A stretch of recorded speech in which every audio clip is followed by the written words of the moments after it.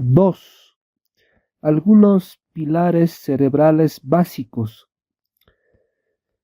El cerebro humano es un órgano muy especial, no solo por lo que implica su funcionamiento, lo que quiere decir estar encargado de expresar la conducta, el lenguaje, el pensamiento, los sentimientos, sino como órgano mismo en su contexto biológico. El proceso de evolución biológica ha esculpido un cerebro muy diferente al que se puede encontrar en cualquier otro ser vivo, incluidos nuestros más cercanos antecesores vivos, los chimpancés, no solo en lo que se refiere a su tamaño y su peso, casi 1,5 kilos frente al medio kilo que pesa el del chimpancé, sino a su fina estructura y organización. Es cierto que muchas partes del cerebro humano y el del chimpancé, aun cuando de tamaños diferentes, tienen un diseño muy similar, pero no es menos cierto que otras partes presentan diseños muy diferentes, en particular la corteza prefrontal, cuya organización neuronal y nodos de distribución de la información a otras áreas de la corteza son fundamentales en la elaboración de los procesos mentales, y sobre todo en los que se refieren al pensamiento racional simbólico y a la toma de decisiones, valores, normas y ética. El cerebro humano comienza su construcción a los pocos días, 16 tras la fecundación. En el transcurso de su desarrollo intraútero, durante los periodos fetal temprano y fetal tardío y en particular en este último, hay un proceso muy activo de reorganización neuronal de la corteza cerebral. Este desarrollo continúa en la etapa postnatal, temprana e infancia, con una sobreproducción de circuitos neuronales en esta estructura del cerebro. Tras el nacimiento y hasta los 2 años de edad hay un progresivo enriquecimiento del árbol dendrítico y el número de sinapsis aumenta. En esta etapa la entrada de información sensorial es muy importante para el progreso postnatal del desarrollo de la organización sináptica. Ello ha sido estudiado particularmente en la corteza visual. Este papel de la información sensorial en el desarrollo y maduración de las sinapsis es esencial para entender los efectos generales de una gran cantidad de factores ambientales en el progreso postnatal de la organización de la corteza cerebral. La formación de sinapsis a lo largo del desarrollo difiere apreciablemente entre las diversas regiones del cerebro humano. Sabemos que el número de espinas dendríticas aumenta y alcanza su pico máximo entre los 34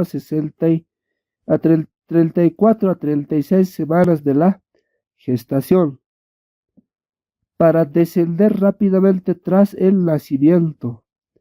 Después del nacimiento, a partir de los 4 meses,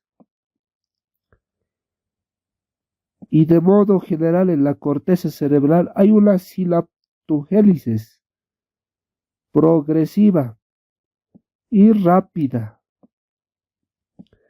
Esta sinaptogénesis varía según el área cortical de que se trate. Por ejemplo, en la corteza visual, el pico máximo se alcanza a los 8 meses. Corteza visual.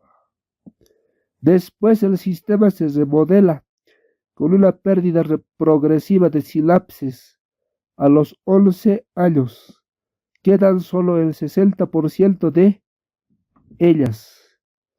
En el caso de la corteza prefrontal, este patrón es diferente. El máximo de riqueza sináptica se adquiere a los 2 años y esta progresión continúa más lentamente hasta los 7. A partir de esa edad, el proceso de neurogénesis se remodela con la pérdida de sinapsis que también alcanza el 40%, pero a lo largo de los años y de forma gradual.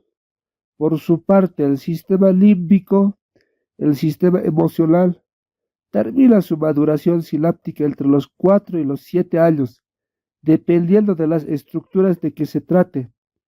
El hipocampo, por ejemplo, estructura fundamental para los procesos de la memoria, adquiere ya una arquitectura neuronal que es casi idéntica a la del adulto, a la edad de 4 años.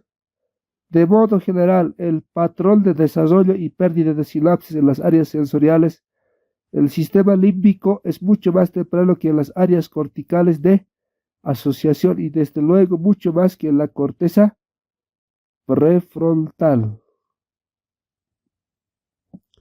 Tras el nacimiento, el cerebro es un continuum de actividad que aún bajo el gobierno de un poderoso programa genético es feriamente dependiente de su relación con el mundo sensorial y emocional que le rodea. Es un juego esta vez más específico, el que se establece entre los genes que porta el individuo y el medio ambiente en el que vive y que en buena medida hacen del ser humano ese ser diferente a todos los demás que hay en el mundo. Pero el cerebro en su construcción no es un proceso continuo, homogéneo y sincrónico mismo. Y con el tiempo, ya lo acabamos de ver a propósito de la sinapsis, el desarrollo cerebral se produce de una forma asincrónica. Tiene tiempos diferentes. Los programas del genoma que dirigen dicho desarrollo específico tienen lo que podríamos describir como ventanas que se abren en un momento determinado y es en ese momento determinado cuando cierta información del entorno sensorial, motora, familiar, social, emocional o de razonamiento puede entrar por ellas. Y en ningún momento es más óptimo que ese, pues estas ventanas abiertas se cierran con el tiempo para dar paso a la apertura de otras. Hoy comenzamos a saber que estas ventanas plásticas o periodos críticos en los que el medio específico que rodea al individuo debe estar necesariamente presente, son absolutamente fundamentales para el desarrollo de muchas funciones del cerebro, como el habla, la visión, la emoción, las habilidades para la música o las matemáticas, el aprendizaje de una segunda lengua o en general los procesos cognitivos, conocimiento y razonamiento. Incluso empezamos a conocer que existen periodos críticos diferentes para la formación, los subsistemas o componentes de esas funciones plásticas que acabamos de mencionar. Permítanme un símil que ya he relatado alguna vez en otra parte y que ayudará a entender fácilmente lo que trato de decir. Piénsese que el desarrollo del cerebro del niño desde el momento de la fecundación se asemeja a la construcción de un coche en una cadena de montaje. El coche en sus piezas más elementales, los genes, es transportado por una cinta que corre a una determinada velocidad, tiempo, en donde a lo largo del recorrido se le van montando piezas. Eso sería medio ambiente. El tiempo de este recorrido varía en función de determinadas condiciones, como puede ser el número de piezas que se requiere montar en cada periodo del recorrido, o la dificultad de su montaje, periodo prenatal, periodo perinatal, primera infancia y infancia media, infancia mayor, pubertad, adolescencia, jóvenes adultos y adolescencia. La estructura básica del coche puede atraer defectos que luego repercutirán en su funcionamiento, mutaciones genéticas que predisponen a ciertas patologías o puede que con un inicio genético sin ninguna anomalía aparezca un defecto debido a que no se hayan puesto las piezas adecuadas en el momento en el que el coche pasaba por delante del montador medio ambiente.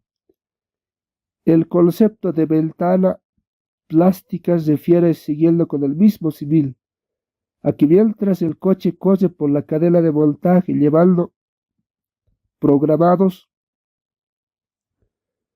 genéticamente sus propios cambios intrínsecos, se requieren periodos en los que se ajusten las piezas que vienen del medio ambiente, es decir, periodos que se abren para ese ajuste de la información, piezas proveniente del medio ambiente y que se cierran definitivamente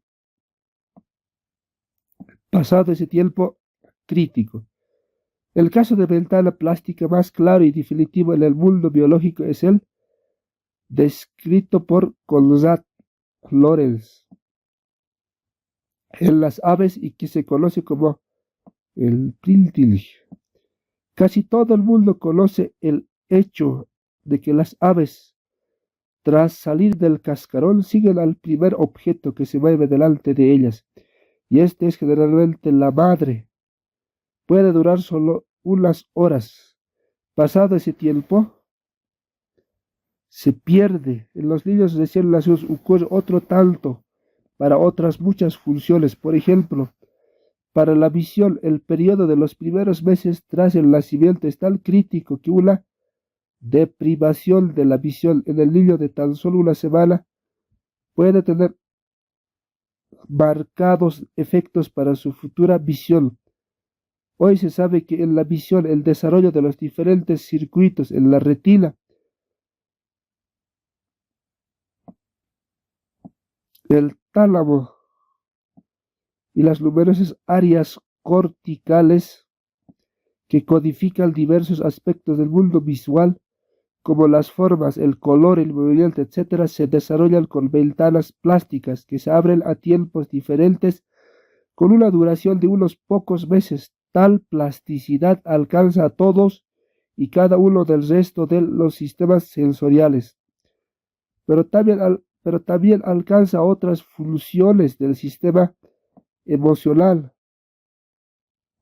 como las implicadas en los mecanismos de la curiosidad, la emoción, la atención, la empatía, la memoria y que no terminan su maduración antes de los 4 años, lo que tiene implicaciones sobremanera importantes para desarrollar procesos que claramente tienen que ver con los del aprendizaje y la memoria. Hay muchas otras ventanas plásticas, entre las que sobresale de forma especial la del lenguaje. Parece que el habla no es algo con lo que se nace. Se nace con la potencialidad de hablar, pero solo el aprendizaje en un periodo de tiempo determinado logra convertir el hecho aquello que únicamente está en potencia. Un niño que lo ha oído hablar nunca a sus semejantes antes de los 7 o los 8 años, jamás podrá hacerlo después o desde luego lo hará con enormes dificultades y limitaciones. La ventana plástica del lenguaje se cierra alrededor de esa edad. Las ventanas plásticas del lenguaje y de la visión que acabamos de mencionar son complejas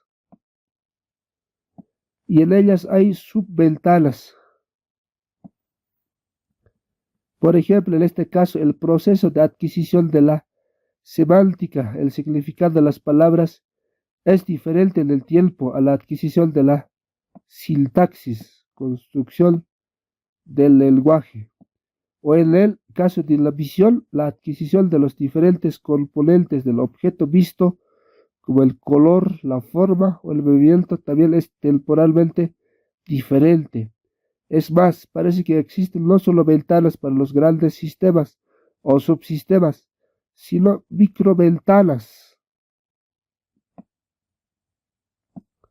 de duración de horas o días en la conformación molecular de muchos microcircuitos en el cerebro. ¿Podrían estos conocimientos ayudar a definir mejor los tiempos en la enseñanza, por ejemplo, de la gramática o del inglés o de una tercera lengua? ¿Cuándo para enseñar, ¿Cuándo para enseñar las matemáticas? Pero hay otras muchas ventanas plásticas, como aquellas que se abren alrededor de la pubertad, que aun cuando todavía poco conocidas a nivel neurobiológico, son de enorme relevancia, y es que conocer los mecanismos por los cuales opera el cerebro emocional en esas edades tempranas y cómo procesa y codifica ese complejo ingrediente de carga genética, carga ambiental, biológica, educación y cultura en el contexto de una invasión hormonal crítica que abre el cerebro y fija nuevos patrones de conducta individual. Es absolutamente imprescindible para conocer las raíces biológicas de esa otra etapa convulsa que es luego la adolescencia. Precisamente durante esos periodos relativamente largos que son la pubertad y la adolescencia, el cerebro sufre profundos cambios en su camino de construcción hacia el cerebro adulto. Cambios que no solo son de matiz o de modelado de un cerebro ya hecho, sino un auténtico hacerse cerebro adulto con la muerte de neuronas y el aumento o disminución del grosor y el árbol de conexiones de las que permanecen vivas. De estas ventanas que estamos considerando, hay un área del cerebro, la corteza prefrontal, que sufre un retraso de maduración considerable. Corteza prefrontal. Esta área del cerebro está implicada nada menos que en todo aquello que consideramos más humano, desde la ética, moral, razonamiento o la propia responsabilidad social, el control de las emociones y la impulsabilidad hasta la toma de decisiones y la planificación responsable del futuro, de la propia vida del individuo. Esta parte del cerebro de la que hablamos, de hecho, no termina de madurar hasta los 25 y 27 años, que es cuando ya han aparecido ciertos neurotransmisores y cuando se han terminado de aislar con los axones de las neuronas. ¿Qué ventanas se abren y cuáles se cierran en ese largo periodo tan crucial para la construcción madura del ser humano? ¿Qué ventanas se abren y cuándo se cierran durante la pubertad en esa cascada hormonal que invade y transforma el cerebro de los jóvenes? ¿Y cuándo durante ese largo periodo de la adolescencia en el que, como acabo de señalar, mueren tantas neuronas y hay una nueva reorganización de ciertas áreas de la corteza cerebral?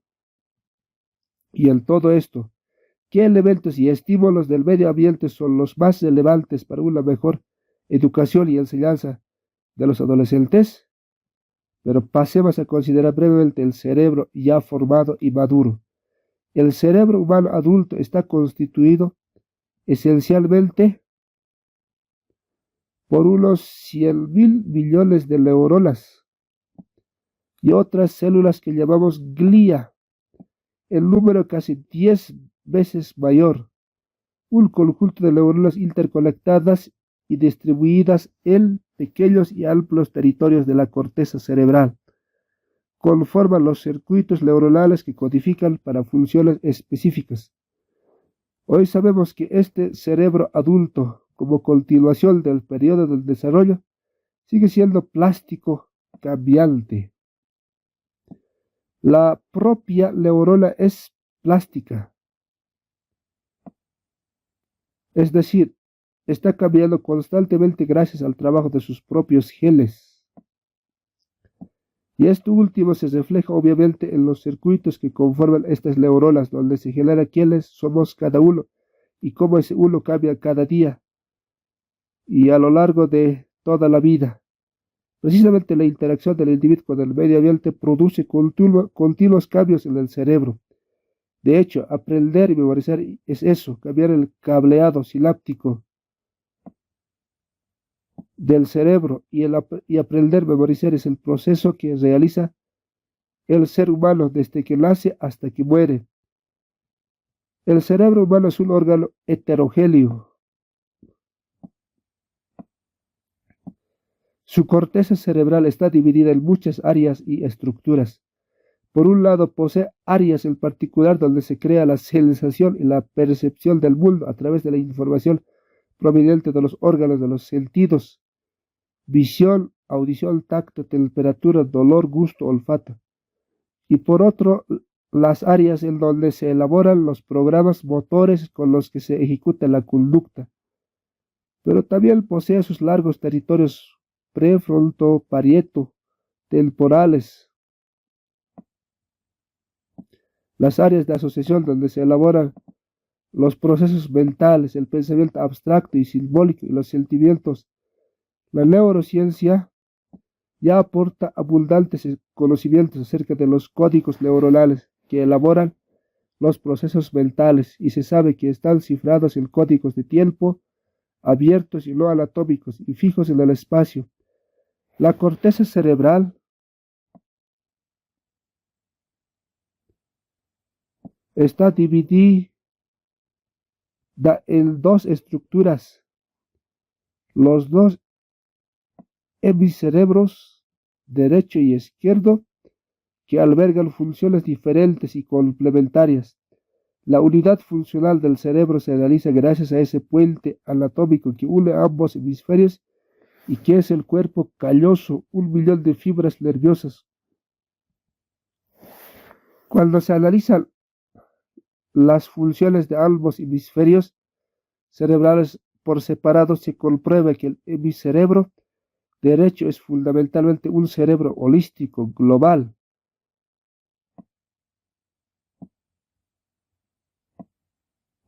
Derecho, que realiza asociaciones de tiempos, acontecimientos y espacios-lugares muy distantes de modo constante. Es generador de ritmos, música, imágenes, dibujos. Es el hemisferio creador. Funciona bajo el foco de una atención dispersa y en parte inconsciente. El hemisferio izquierdo, el hemiscerebro izquierdo, por su parte, es lenguaje, lógica, matemáticas. Es el hemisferio analítico. Funciona bajo el foco de una atención focalizada consciente. Ambos hemisferios trabajan siempre juntos y en conjunción, pues para la elaboración de cualquier función cognitiva específica necesitan del diálogo y la transferencia de información entre ellos. Entre ambos hemisferios hay, pues, un intercambio de información continuo y constante, sacar conocimiento, al menos rudimentario, de cómo se elaboran los procesos mentales y el pensamiento, el lenguaje y las matemáticas, los sustratos de las asociaciones de eventos en el tiempo, la memoria, y cómo finalmente se crea conciencia y conocimiento, es fundamental para captar la esencia del mensaje neuroeducativo. Del mismo modo, es esencial conocer el mundo de las emociones para captar la esencia de la enseñanza. La elaboración de las de las emociones corresponde a otro cerebro dentro del cerebro que se conoce como sistema límbico o cerebro emocional.